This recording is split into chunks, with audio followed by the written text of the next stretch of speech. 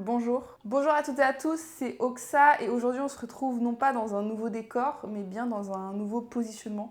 Écoutez, j'avais envie de changer, je trouve que ça rend mieux, en tout cas moi ça me plaît. J'espère que ça va vous plaire aussi et de toute façon si ça vous plaît pas, je fais ce que je veux, c'est ma vidéo. Aujourd'hui on se retrouve pour une histoire incroyable, comme d'habitude j'ai envie de dire, car on va parler de l'un des plus grands canulars, de l'une des plus grandes impostures du monde hollywoodien et comment deux femmes se sont payées la tête des Américains, mais surtout des stars les plus célèbres de l'époque pendant 5 ans. Car nous sommes à la fin des années 90, début des années 2000 dans le monde hollywoodien tel que nous le connaissions. Pour vous situer à l'époque, Brad Pitt était encore avec Jennifer Aniston, Fight Club et La Ligne Verte sont des immenses succès au cinéma, et une chanteuse commence à se faire connaître, une certaine Britney Spears. Et c'est à cette époque que les Américains vont faire la rencontre de J.T. Leroy, un homme gay, transgenre, en pleine transition, qui va devenir la nouvelle coqueluche de la littérature américaine. I'm J.T. Leroy. Tout le monde ne parle que de ce jeune garçon qui a rédigé son propre livre autobiographique dans lequel il parle de son enfance très difficile à base de prostitution, toximanie et violence. J.T. intrigue le monde entier et ne passe pas inaperçu, et les critiques littéraires de l'époque l'acclament, lui et son histoire, ce qui va le propulser au rang de célébrité très rapidement. Mais caché derrière son chapeau fedora noir, ses lunettes de soleil et sa perruque blonde, J.T. Leroy est-il vraiment celui qu'il prétend être ? Jeremiah Terminator Leroy, dit J.T. Leroy, naît le 31 octobre 1980 en Virginie occidentale. Fils d'une prostituée sur les aires d'autoroute, J.T. grandit dans un monde très violent et très particulier. À seulement 12 ans, il est obligé de se prostituer pour pouvoir survivre et subvenir à ses besoins. Malgré ça, il se retrouve sans domicile fixe et très jeune, il tombe dans la drogue et devient accro à l'héroïne. Malheureusement, avec ce début de parcours très chaotique, il va choper plusieurs maladies et va être diagnostiqué séropositif. Et c'est en grandissant que J.T. se rend compte qu'il est gay et qu'il se sent femme et va donc débuter une transition. En 2000, le livre Sarah sort et ce livre, écrit par J.T., parle de son histoire, de son enfance chaotique, des abus qu'il a subis, de la violence qu'il a vécue et de comment il a fait pour s'en sortir. Et peu à peu, les ventes du livre décollent, les critiques littéraires l'acclament et tout le monde est intrigué par l'écriture trash et en même temps très poétique d'un jeune garçon, voire un adolescent qui a littéralement vécu l'enfer. Et à ce moment-là, J.T. Leroy est tellement plébiscité, tellement acclamé par le public qu'il n'a plus de choix de se dévoiler car les gens ont besoin de mettre un visage sur ce jeune garçon. Mais sauf que là, il y a un problème. Car le problème, c'est que J.T. Leroy n'existe pas. Car cet ancien SDF toxicomane n'a jamais existé et n'est autre que le fruit de l'imagination de cette femme, Laura Albert. Car oui, c'est bien elle qui a écrit tous les livres et en aucun cas un certain J.T. Leroy qui n'est autre qu'un personnage totalement fictif. Mais le problème, c'est que si Laura a voulu écrire tous ses livres en tant que J.T. et non en tant que Laura, c'est qu'il y a bien une raison. Car elle ne veut pas écrire en son nom, mais bien en celui de J.T., son alter ego masculin qu'elle a créé il y a quelques années, car c'est bien plus facile de dire des choses qui peuvent être crues ou douloureuses à travers quelqu'un d'autre qu'à travers soi-même. Mais pour ce qui est de Laura, on y reviendra plus tard dans la vidéo. Car concentre-nous sur J.T., que tout le monde veut rencontrer, mais le gros problème c'est qu'il n'existe pas et que Laura ne veut pas se dévoiler. Et c'est alors qu'un jour, Savannah Knoop, la demi-sœur du compagnon de Laura, Geoffrey Knoop, est à la maison et c'est là que Laura a une idée de génie. Elle trouve que Savannah a un physique androgyne et qu'avec une perruque blonde et des lunettes de soleil, elle pourrait facilement ressembler à la description faite de J.T. Leroy. Et c'est alors qu'elle décide de l'embaucher pour se faire passer pour J.T. Leroy et Savannah va jouer ce rôle pour la première fois pour une interview dans une émission télévisée. Et vous vous demandez sûrement, mais c'est une idée de merde, ça va jamais passer, tout le monde va cramer que c'est Savannah Knoop derrière cette perruque et en aucun cas J.T. Leroy. Eh ben non. Tout le monde ne va y voir que du feu et tout le monde va tomber dans le panneau en pensant que cette personne, c'est J.T. Leroy. Et pour expliquer son apparence plutôt féminine, J.T. va dire avoir commencé la fameuse transition dont je vous parlais en début de vidéo. Et c'est comme ça que le monde entier va faire la rencontre d'un jeune homme qui sort de nulle part, un peu paumé, J.T. Leroy. Il débarque dans le monde littéraire avec éclat, mais plus que ça, il va se faire connaître et remarquer par tout le monde, et notamment par les plus grandes stars d'Hollywood. Car à l'époque, J.T. c'est le nouveau gars cool, un peu à la mode, que tout le monde veut fréquenter. Et ce mec, c'est un peu le nouveau cool kid, car il a traversé les enfers, il a eu le courage d'en parler, et surtout, il s'en est sorti. Et quand je vous dis qu'il est célèbre, c'est qu'il est vraiment célèbre. Tout le monde l'appelle, tout le monde le remarque, quand il marche dans la rue, tout le monde l'arrête. Il va fréquenter les plus grandes stars de l'époque, Bono, Winona Ryder, Lou Reed, Liv Tyler, Carrie Fisher, Madonna, rien que ça. Et en plus de fréquenter toutes ces stars, ça va encore plus loin. On va faire des articles sur lui dans des magazines hyper connus comme Vanity Fair ou le New York Times. Il va aider le réalisateur Gus Van Sant à écrire le film Éléphant qui va notamment remporter une Palme d'Or à Cannes. La chanson Cherry Lips de Garbage a été écrite par Shirley Manson pour J.T. Leroy après qu'il ait lu tous ses livres. Et pendant l'enregistrement de l'album et donc de cette chanson, Manson aurait notamment échangé des mails avec J.T. Leroy. On a également la chanson Sarah de Bad for Lashes qui a été inspirée par le roman du même nom.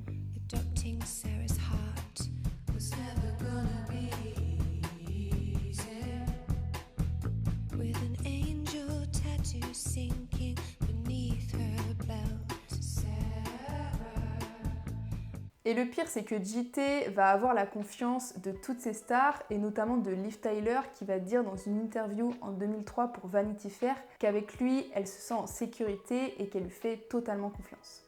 La pauvre. Et on a notamment Asia Argento qui va acquérir les droits pour adapter The Heart is Deceitful Above All Things, qui n'est autre qu'une suite du livre initial Sarah qui reprend toute l'histoire et l'enfance difficile de Jeremiah. Et Asia va côtoyer J.T. pendant des années, mais ne va y voir que du feu. Elle dit souvent qu'il a deux personnalités comme sa mère et qu'elle pense que cela est génétique. Et elle dit souvent que quand J.T. est face à elle, il est différent que quand il est au téléphone. Et ben c'est bien normal, car quand J.T. est au téléphone, c'est Laura qui répond. Car en fait, depuis le début des sorties publiques de J.T., Laura n'est jamais très loin et elle est même tout le temps là. Car en effet, Laura Albert et son compagnon Geoffrey Knupp se sont fait passer pour la famille adoptive de J.T. Leroy. Et donc, à chaque fois que J.T. sort, il y a cette femme que personne ne connaît vraiment, mais dont tout le monde s'en fout, qui n'est autre que Laura Albert, la vraie écrivaine de ses livres. Mais les gens sont tellement focus sur J.T. qu'ils n'en ont rien à faire de savoir qu'il est accompagné de cette femme que personne ne connaît. Mais avec tout ce que je viens de vous dire, vous devez sûrement vous demander, mais qui est Laura Albert ?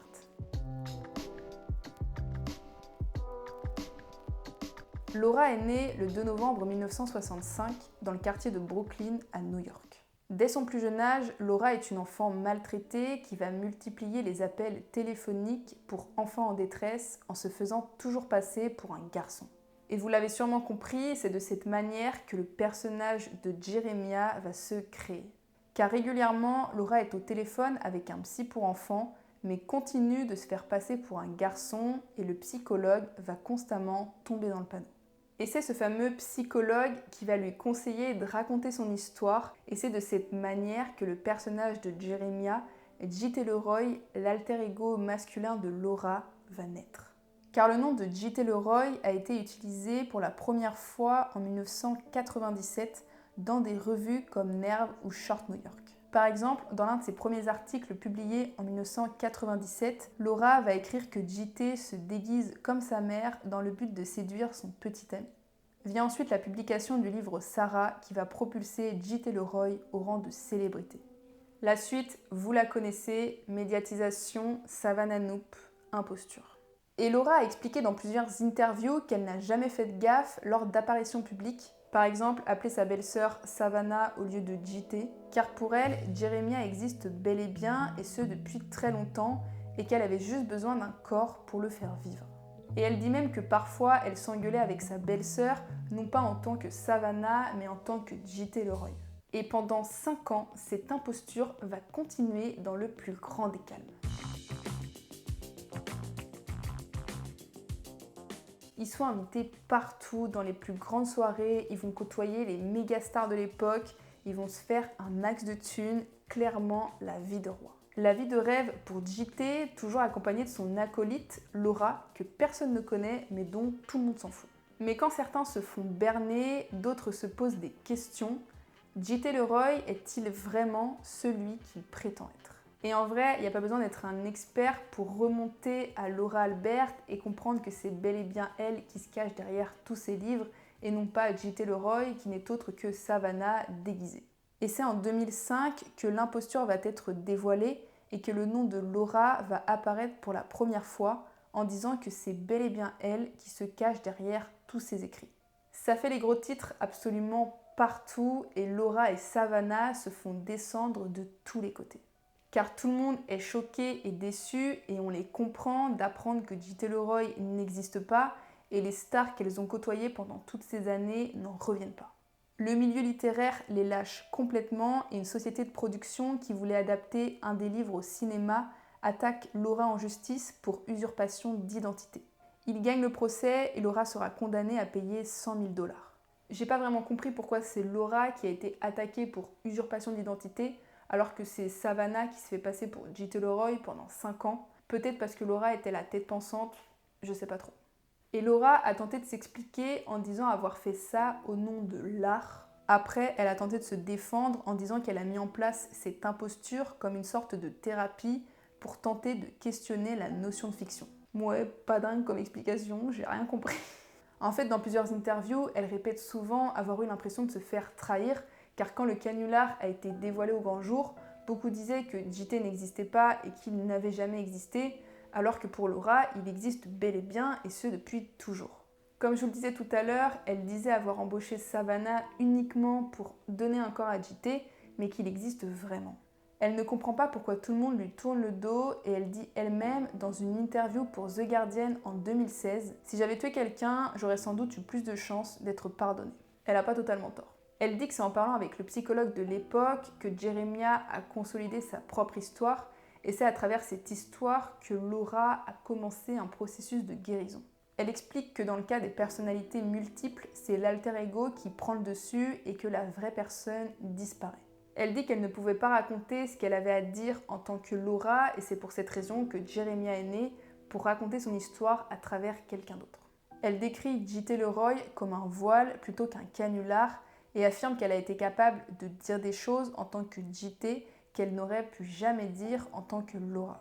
Elle compare ça au Barbie car il est plus facile de raconter des histoires à travers les poupées avec lesquelles tu joues que par toi-même. Alors oui, Laura a vécu une enfance difficile, mais en aucun cas sa vie ne reflète celle décrite par le personnage de JT Leroy. Et il est totalement compréhensible que des gens aient été déçus et choqués d'apprendre que la personne qu'ils fréquentaient, qu'ils appréciaient et qu'ils respectaient n'était autre qu'un personnage créé de toutes pièces. Mais vous allez me demander, aujourd'hui, que devient Laura Albert? Eh ben, pas grand-chose. Depuis cette histoire, elle a fait l'objet de plusieurs documentaires et de plusieurs interviews, mais globalement, c'est tout. Elle continue en vain de donner des explications, mais c'est la seule raison pour laquelle elle fait parler d'elle. Mais de son côté, Savannah Knoop s'en sort plutôt bien car elle a publié ses mémoires et a coécrit le scénario du film JT Leroy avec Kristen Stewart et Laura Dern, un film sorti en 2018 qui raconte toute l'imposture et toute l'histoire de JT Leroy. Donc voilà, il y en a au moins une des deux pour qui ça finit bien.